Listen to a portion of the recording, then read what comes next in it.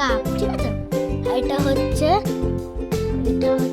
Mug, আর এইটা হচ্ছে pan, ঠিক আছে? আর এই যে পুচকিটা দেখাচ্ছি তোমাদের। এই পুচকিটা হচ্ছে বাউলি।